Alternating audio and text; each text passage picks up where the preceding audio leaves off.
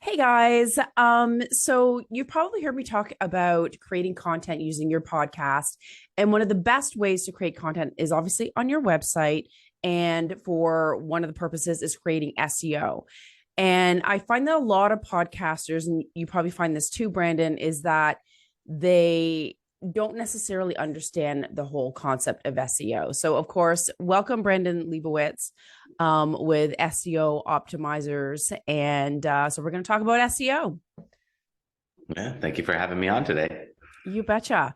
So for those maybe that, I mean, we're in the business, so we can kind of understand some of these terms, but some podcasters are a little new to, online digital marketing and all those nuances. So can you explain for new podcasters what SEO is? Yeah, SEO is search engine optimization, which means optimizing websites for search engines, which usually is Google. Google kind of runs everything. So when you search on Google, there's ads at the top.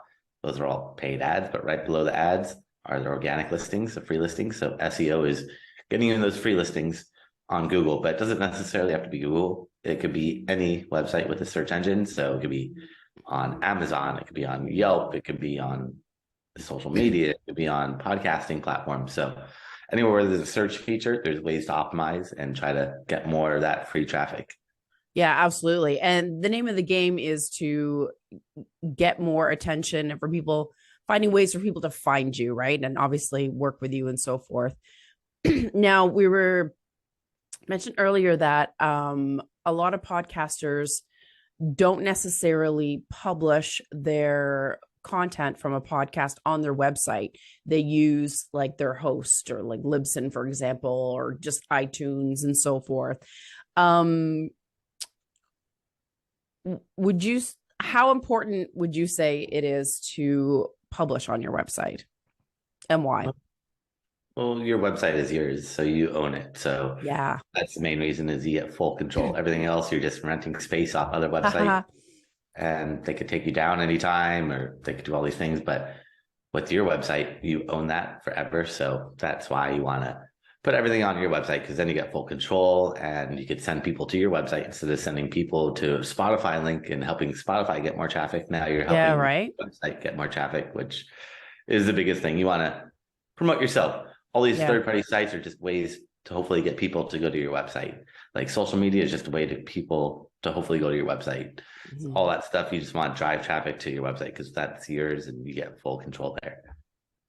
I agree. And to me, it's like there's so much real estate on a website for converting a listener to a lead, the sidebar, call to actions, and so forth. So to me, it's like it's double duty. Yep, but at least you get that full control, and that's the Yeah, main thing. I know. I love that. So when we say, because I've actually had this with new clients, and I'm like, and I do podcast leverage audits, and I've said, I'm like, oh, like you need to publish your podcast on your website. And it surprised me that they didn't quite know what that meant. And for me, I kind of say it like kind of like a blog post, but for the podcast.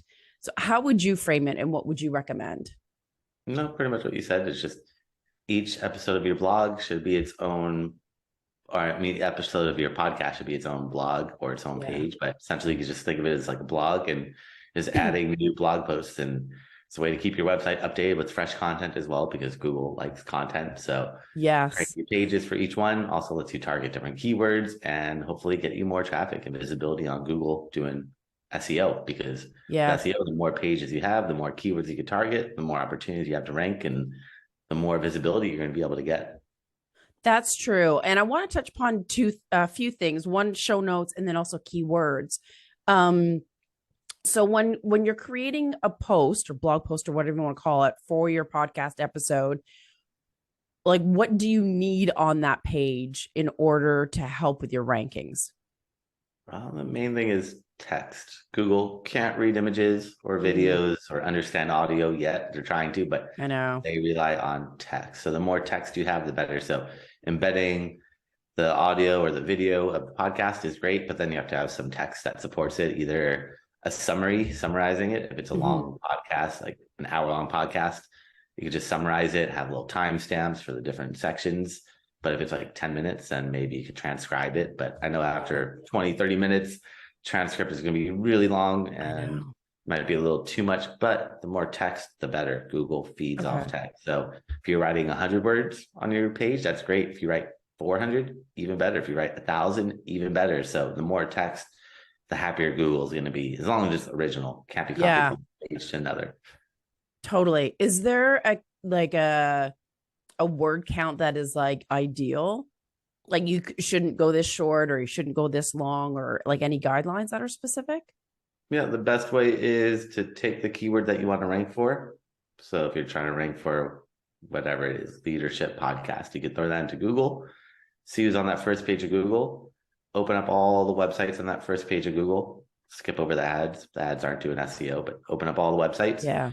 And you can see how much text each page has and average it out. If you see all the websites have 100 words, then you probably just need 150 words. If everyone has 2,000 words, you probably need 2,100 words. But it just comes down to how much your competitors have. It's not really a one size fits all, because imagine you have a website and someone asks, what's 2 + 2? You don't need to write 2,000 words about that. But if someone's saying, how do I fix a flat tire on my car? Maybe you write a couple thousand words about that. So it just depends on the context of what their question, what they're searching for, and how much needs to be there, because it's not really a one size fits all. A lot of people say. Okay, that's good to know. Yeah.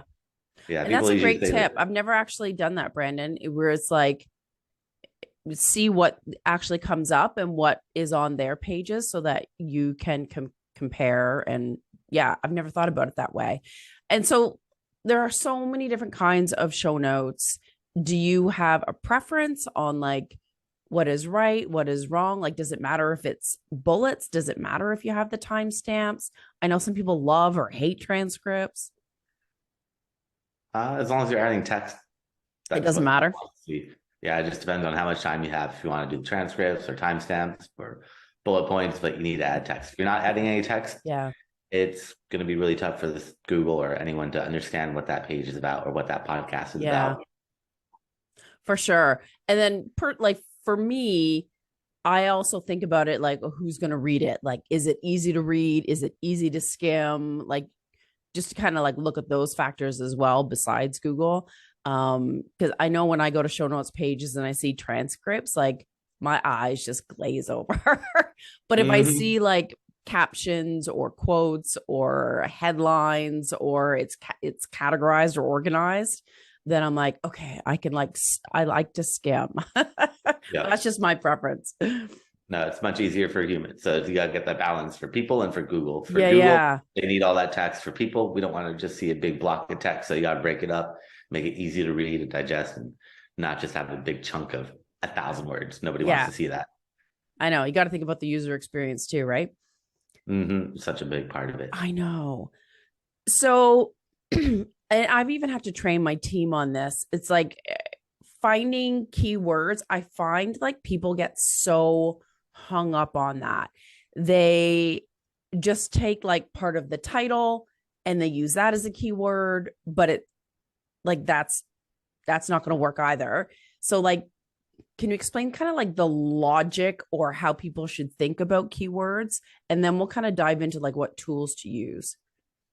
Well, keywords are just what you think people are searching. So you got to take a step back and think, if you're looking for your product or service or episode or whatever it is that you're promoting, what would you be searching? Where would you go? What platforms would you be using? And what would you be searching? And it's kind of tough, but you got to just take a step back and pretend you've never heard of your product or service. Yeah. Just come with a clean slate, which is tough for a lot of people, but you can just go into Google and search for your keywords and see who's on that first page of Google. Yeah. And again, just look at the organic, skip over the ads, and you could look at the blue clickable link. That's called the SEO title tag. And that's where everyone's putting their keywords. So you could quickly research your competitors, see what they're doing. Because if they're on that first page of Google, they're doing something right. So look at their keywords, get ideas, and then try to figure out which ones are relevant, which ones are not relevant, and then incorporate them into your website. But first, you want to do the keyword research and use tools to make sure that people actually search for these keywords. Yeah. So there's a ton of different tools out there, but a free one is the Google Keyword Planner. It will show you how many people search for that keyword every single month. So you can see, is this a good keyword, or should I use a synonym or a plural or a singular version? Because those are going to have major differences in the search volume. Yeah. And how many, like, are there rules of like how many letters or words should be in that keyword? Because I know some people like to keep it short and succinct. Some people go longer on the keyword phrase. Like, does it matter? You should always do longer. Never do 1 or 2 word keywords. Those are really broad, generic keywords that Mhm. have no intent behind them and are hyper competitive. Whereas keywords that are 2 or more words, less people are going to be using it, but there's intent behind it and less competition. Like if you're just trying to, if you're selling tennis shoes and you want to rank for like tennis shoes or men's shoes, that's okay. But what does that keyword mean? It can mean a ton of different I things. It doesn't know. mean they're looking to buy, but if someone searches for men's tennis shoes, Nike, size 10, color white, it's a long keyword. Not many people are going to be using it, but they know exactly what they want, what size, what Yeah. color, what brand. So they're ready to make a purchase. Whereas someone just searching for tennis shoes, what does that mean? Yeah. It can mean too many different things. I know. Or tennis shoes for teenagers or like or whatever it may be. But I love the word that you used, and that was intent. I know when I was training my team, I was like, don't just look at the title that our clients give us. Like, what is the focus of the article? What is the intent behind the article? And then, because there's so many like angles you can go at, and then to do the search on all those different types, often sometimes it's quite surprising. You're like, oh, I think this keyword's going to work. And then you're like, oh, no one searches for that. All right. It's just, Mhm. yeah, it's you have to look at the data. Yep, yep. You gotta look at the data. It's all there for you if you just tap into it. So the Google Keyword Planner, it's free and it'll show Yeah. you all that data. Yeah. I use signed up for 𝗰𝗿𝗄𝗃, Neil Patel's tool. It's super easy to use. I know there's others like SEMrush, I think. I don't know. There's a ton of other tools that you can pay for. Do you use some of those? Yeah, but they take all their data from the Google Keyword Planner and just make it look Oh, prettier. So it's all from the Google Keyword Planner, all their data. Every yeah, website yeah. that's doing keyword research and showing you numbers, they're all pulling it from Google Keyword Planner, or at least 99% of them Yeah, are. yeah, yeah. Because it's from Google. So they're just taking that data and making it look nice into like different graphs and charts, Mm. but it's all from that keyword planner, which is 100% free. All those tools that you mentioned are like Some $100 of a them are month, expensive.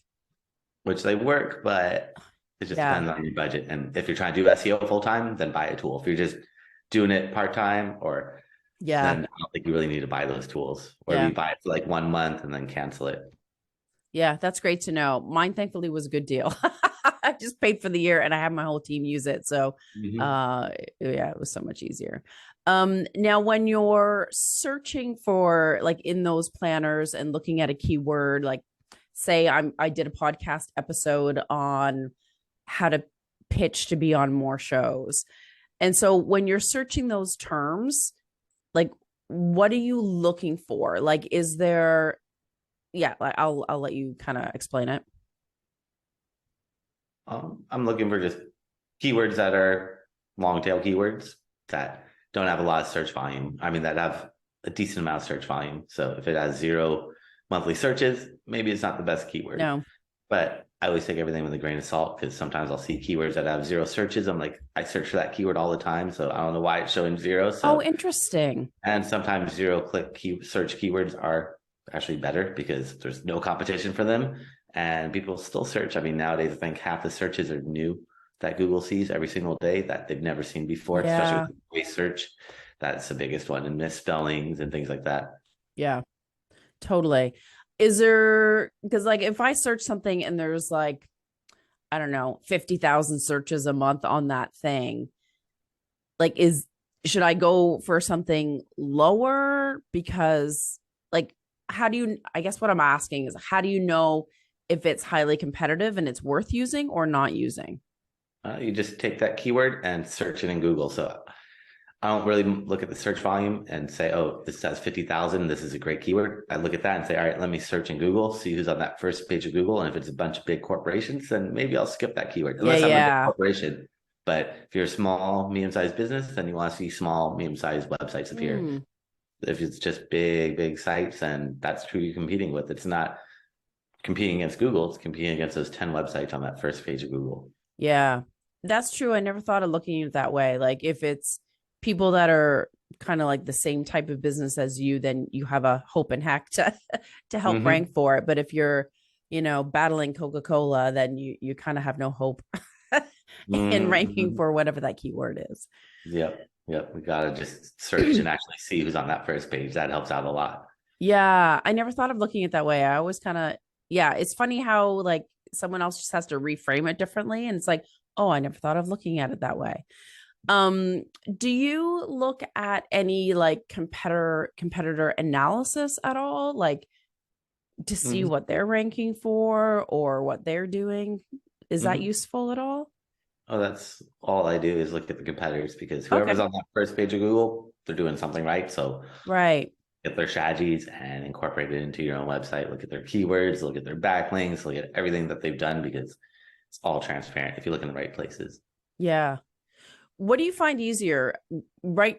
Making the content and then kind of like rejigging it for the keyword, or do you create content based on keywords? Do you know what I'm saying? It's like, A little bit of both. okay. Just depends. Yeah. Each way. Yeah. Yeah.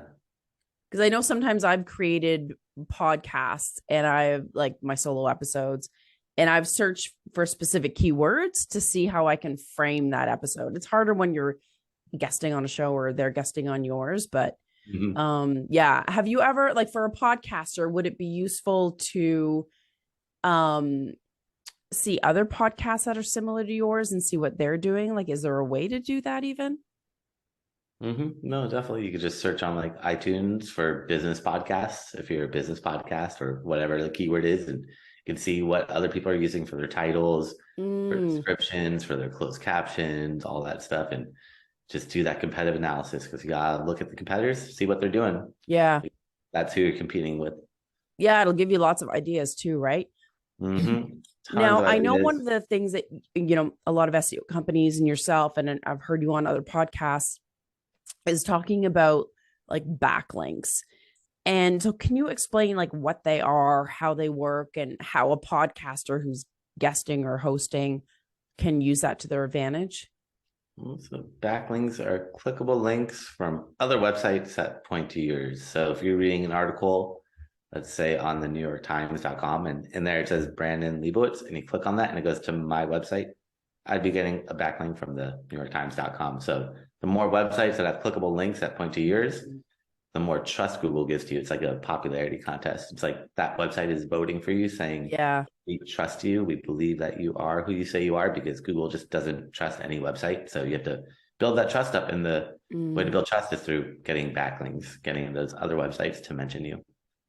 So then, really guesting on other people's podcasts, you're naturally creating all those links to your sites, your social media platforms, and all that stuff. And that helps build trust. Am I getting that right?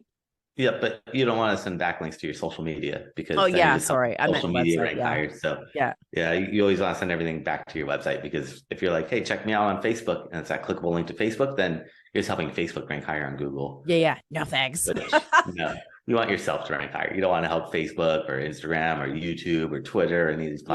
platforms. You want to get your traffic to your website. That makes total sense. Now, I obviously have a business and a podcast. Is it worthwhile to try to have keywords that are like just my name, or like how would I even go about that, or does it matter? It just depends if you want to brand your name. Like my name is Brandon Liebowitz, so there's not too many of me. So it's pretty easy for me to rank for my Yeah. keyword. But if your name is like John Smith or like Tom Cruise, where you have a name that's a celebrity, then you might want to start branding yourself. But again, it just comes down to the competition. So I would search in Google, see who shows up. And if you're not appearing, Yeah. then maybe you want to start putting your name in a little bit more. But if you're already dominating and ranking for all your name variations, then I wouldn't worry about it too much. But it just depends on how unique your name is. If your name is Yeah. unique, you're good to go. If it's kind of popular and more generic, then it's gonna be a lot more work to get you up there. Yeah, for sure. And I don't know out there, but it's like everyone Googles her name at some point. For me, there's another Lindsay Phillips, but she spells it slightly wrong. And she's famous for like making flip flops. She makes really, like, she has like a shoe brand. But Nice. other than that, there's just me and her. So I'm like, whoo. That's good. That makes it easier. Much, much easier. I know, right? So funny. What else was I going to ask you? Um, oh, So you mentioned that Google only wants text. So does it matter about like embedding the YouTube version of the podcast anywhere, or does it really not factor in? I would embed the video on YouTube as many places as possible, because if you want to rank higher on YouTube, Yes. part of YouTube's algorithm is not backlinks, but embeds. So the more websites that embed your video, it's like you're building backlinks to that YouTube video page. Okay. So I should be giving my podcast hosts or guests the YouTube link to embed on their site. Yeah. The more places you embed that YouTube, the higher you're gonna rank on YouTube. So sweet deal. Yeah. Everyone wants more visibility on YouTube. YouTube's one of the top 3 most popular websites out there. So that it is. Oh my! And its search capacity is like a whole nother separate beast. And we won't Google talk about YouTube. that one. Yep. And Google owns YouTube as well. So another reason why Google's going to push YouTube forever as much as they can. Yeah, that makes sense. So I know it's important to put our podcast episodes on like quote unquote blog posts. Is it important to have a web page that's like about the podcast? Or does it matter?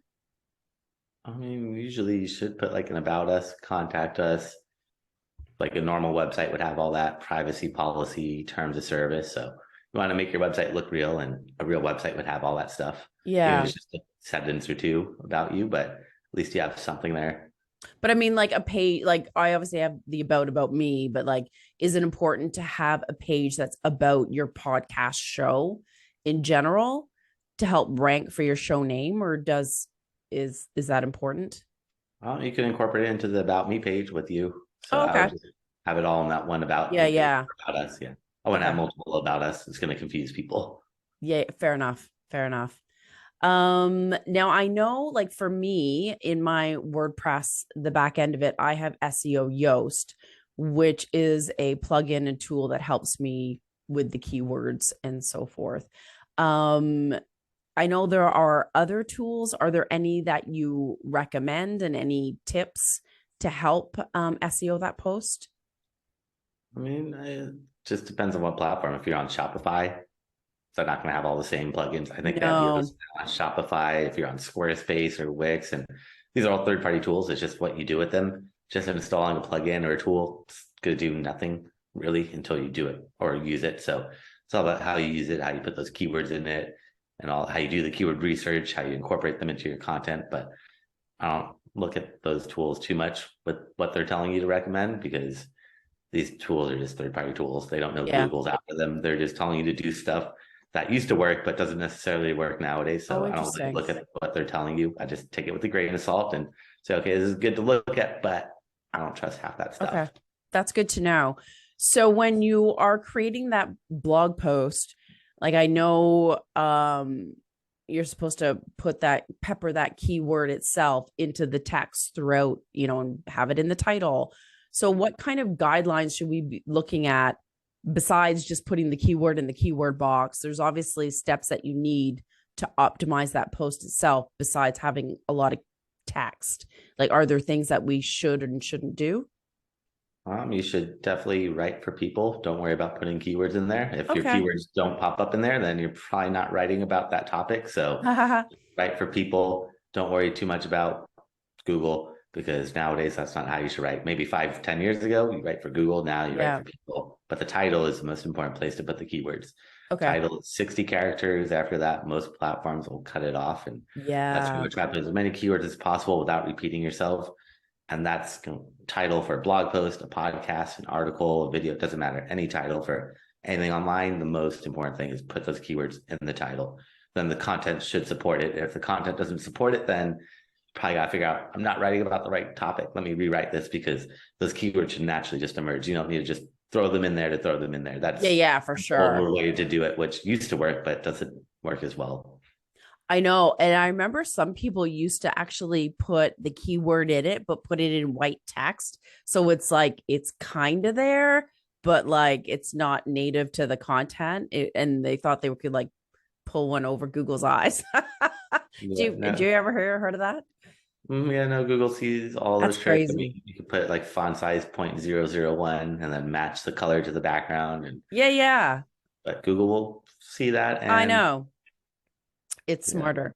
And how important is the meta description? And do you have any tips for that? So there's the SEO title tag, which is that blue clickable link in Google. That's Yeah. 60 characters. That's the most important place to put your keywords. Then that black text underneath that blue clickable link in Google is called the meta description. It's 160 characters, and that should just be like 2 or 3 sentences that describe what that page is about with the call to action. Most people don't put a call to action saying like shop now or learn more or call today for a free consultation or whatever it is, but gotta put something in there to differentiate yourself. But unfortunately, half the time you put a meta description in there, Google's gonna just put their own. So Yeah. they don't look at what you put anymore, unfortunately. No, and it won't make sense. I know it's so hard to keep within the 160 characters, I'll tell you. Yep, just 2 or 3 sentences. I That's it. know. Yeah, which summarizes. Yeah, makes total sense. Any other tips to help podcasters before we close up? I just say be consistent with it if you can. Maybe get like a schedule once a week, once a month, but just have some schedule for people that helps out, and cross promote on your social media channels, but ultimately send all the traffic back to your website, because you should just send people one link, be like, here's where my podcast is. It's on my website. Don't give them 20 different places to go on Spotify and Stitcher and iHeartRadio, and it gets too confusing. Less is better. Yeah, I love that. That totally helps, because I have seen a lot of people put a whole bunch of links in a post, and I'm like, which one do I need to click? And I always default to the website because I like to see the image and I like to see the other stuff. And I actually listen to podcasts on people's websites. I don't listen in iTunes or Spotify, or I know that may be weird, but it's what I do. Nothing wrong with that. Nothing wrong at all. So everyone's got their preference, and you're just helping those websites get more visibility. So that's good that you're doing that. Totally. So I'm helping people's SEO. Yep. You're just really doing a little work, helping them out for sure. Awesome. And so obviously you help entrepreneurs with SEO and their websites. So tell us a little bit more about your business and then where people can find you. Yeah, so for everyone that wants to learn more, I actually created a special gift for them. Nice. If they go to my website at SEOoptimizers.com, that's SEOoptimizers.com/gift, and they can find that gift there along with a bunch of classes I've done over the years that shows step by step how to do a lot of stuff that we talked about are all up there for free. And also, if they want to book some time on my calendar for free website analysis, I'm happy to check out the website from an SEO point of view and let them know what's working, what's not working, and they could book some time on my calendar there as well. Perfect. All right. I appreciate your tips. And SEO can feel so daunting for a lot of new podcasters and entrepreneurs out there. So yeah, thanks for breaking it down. Yeah, thank you for having me on today. All right. See you guys. Bye.